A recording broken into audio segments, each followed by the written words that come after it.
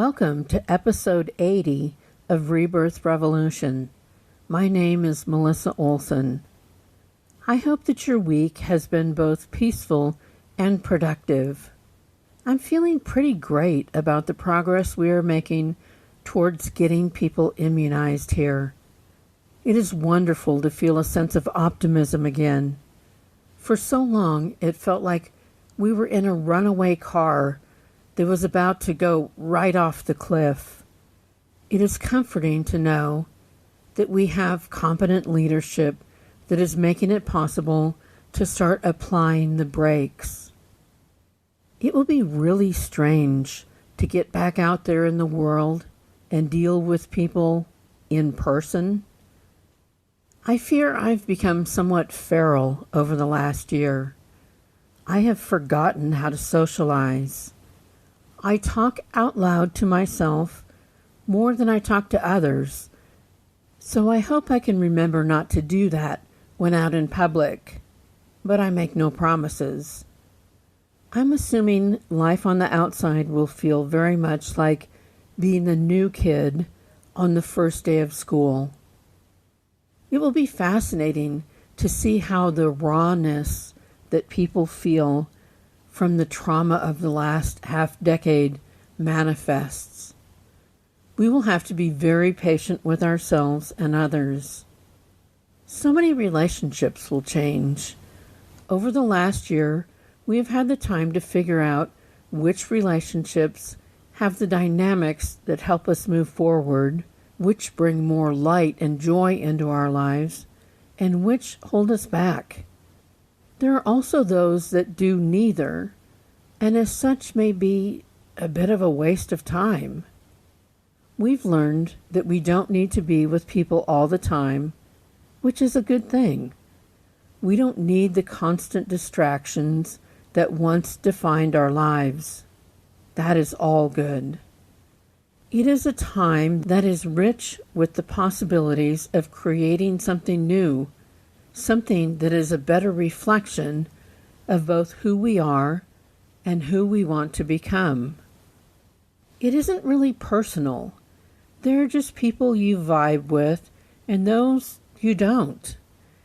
If the exchange is not beneficial on both sides, then people should move on to relationships that are more equal. We all move through this life learning lessons from one another, and sometimes we reach the end of the road in terms of what we can teach or learn from each other. It's not personal. Who knows? You may reconnect later down the road when you do have things you can share. It has become quite clear that the most precious resource we have is our time, and we have the ability and necessity to use that in the best way possible. Every moment you spend doing something your heart really isn't into is a moment that you could be devoting to creating something better. Don't be afraid to do some pruning in your life. Release people with a loving heart and make space for new people who would love to take their place. We'll all meet up again on the other side, and it will be understood. Since we are all growing at different rates, it is understandable that people who are not in the same grade level of spiritual awareness are no longer a good fit. It's like when you were in school. When you were a fourth grader, you didn't hang out with people who were in the seventh grade. And when you were in seventh grade, you had no interest in fourth graders. Both grade levels are of equal importance, but there is not much shared experience there to bind you. You don't need to feel angry or betrayed by any of these relationship shifts that are surely coming. Just remember that you are here to grow.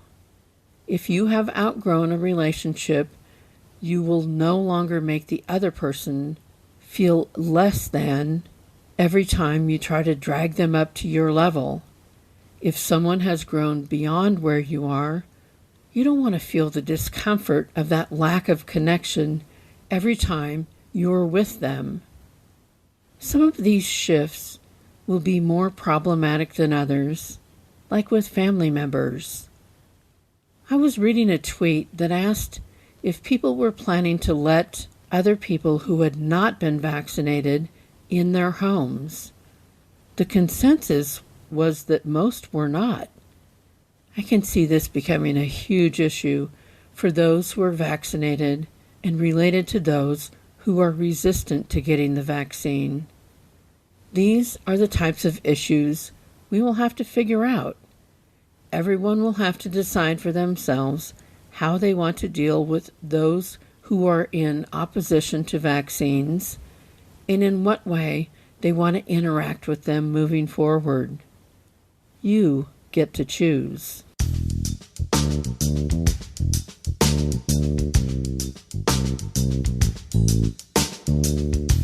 Speaking of opposition, we learned that in the system there is a law that says in all things there must be opposition. Opposition is an important part of every aspect of our lives. It is what keeps us from agreeing with one nefarious leader who convinces us to all drink the Kool-Aid. The first thing any cult will do is silence all opposition. Or in politics, they will shut down the ability to vote. The more power you have grabbed, the less you want to allow opposition, and the more you are willing to use your power to silence the voices of those who do not agree with your vision.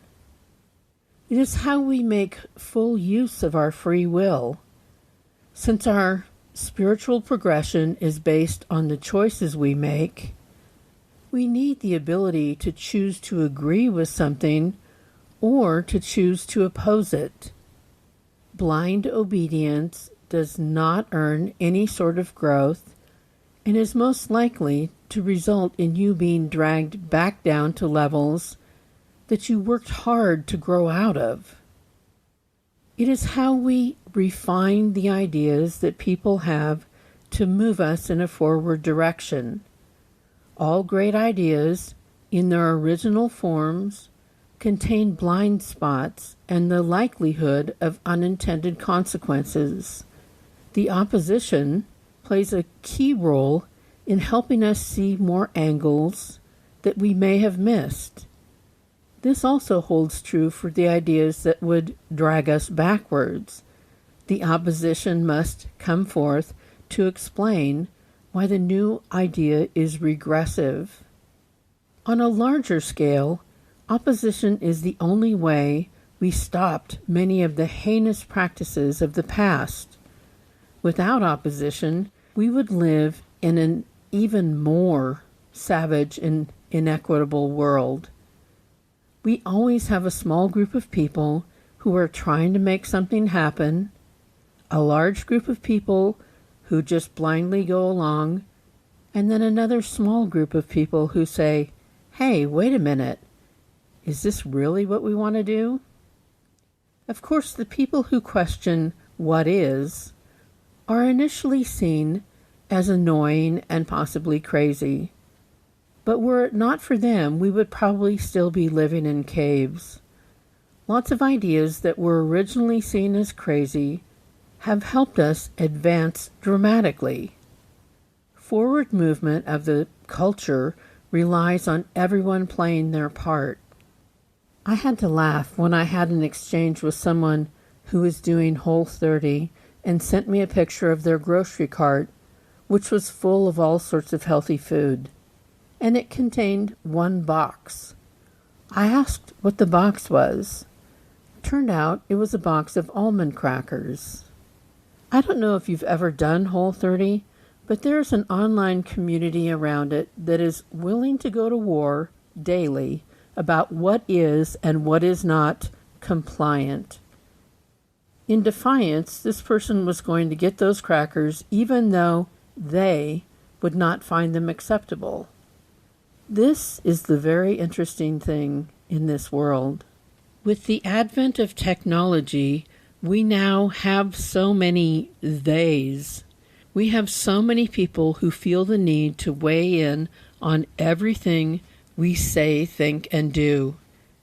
It's not that they call us on the phone and tell us they don't agree with us. We just absorb that through all that we read on social media. They are judging us. We don't live up to what they think we should do.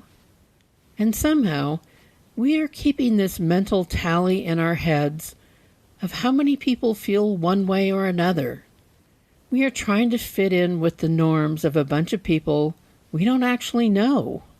And the consensus on any given issue is skewed by which social media or traditional media platform you are engaging with. It's all a bit much. Furthermore, I will admit that I have a bratty teenager that lives inside me that has a very strong oppositional streak. If someone tells me what I should say, think, or do, I am likely to reject it simply because I don't like being told what to do. Posts by people who are, in my opinion, a little too braggadocious about their physical perfection and food purity make me want to eat a bag of donuts. People who pile on with redundant criticisms on either side of the political spectrum make me want to reject their positions. Anyone who wants to set a standard by which we should all be judged makes me want to do the exact opposite, just to show them. I recognize that this is not a winning attitude. It is just as ridiculous to go along with what people tell me without examining it further as it is to go against what people tell me just to satisfy my inner pissy teenager. Either way, I am letting other people control me.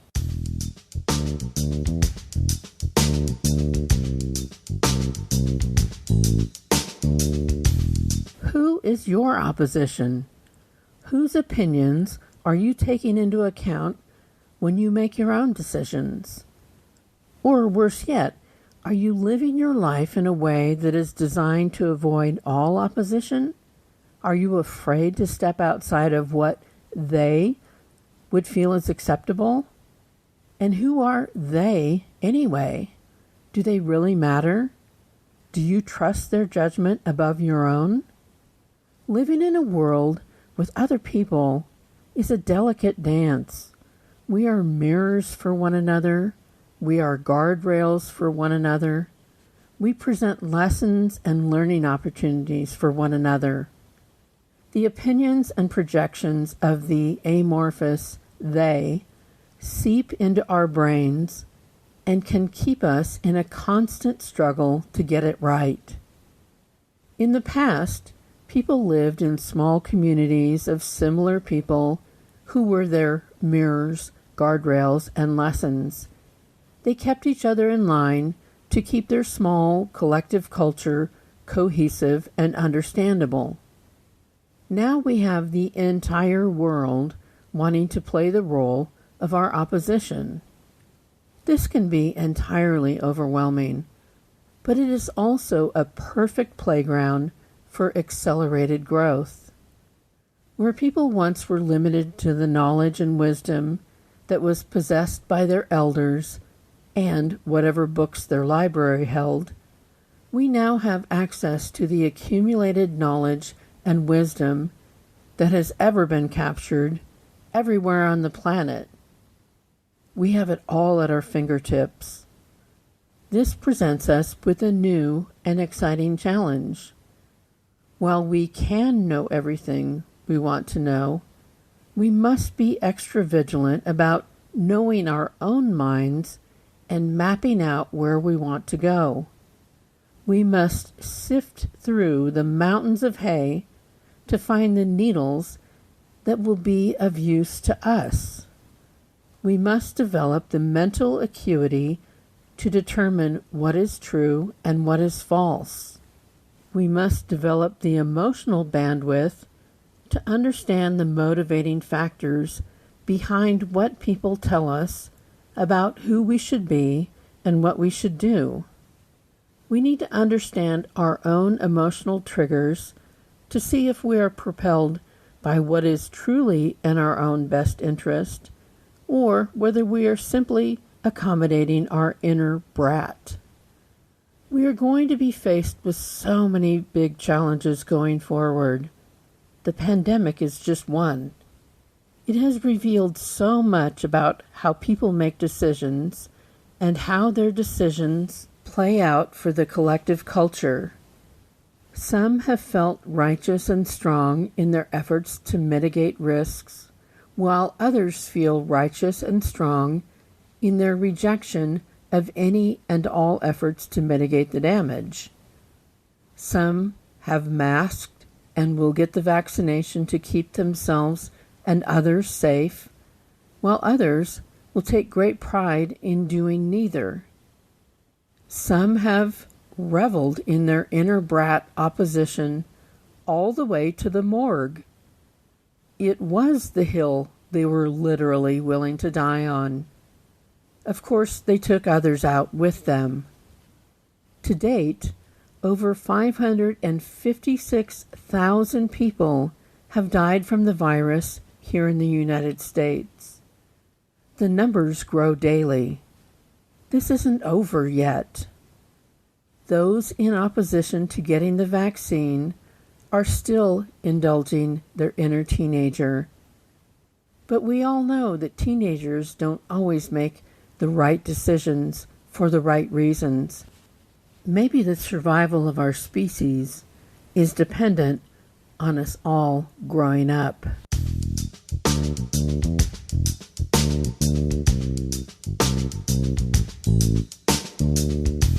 Thanks for the time you have spent listening to Rebirth Revolution.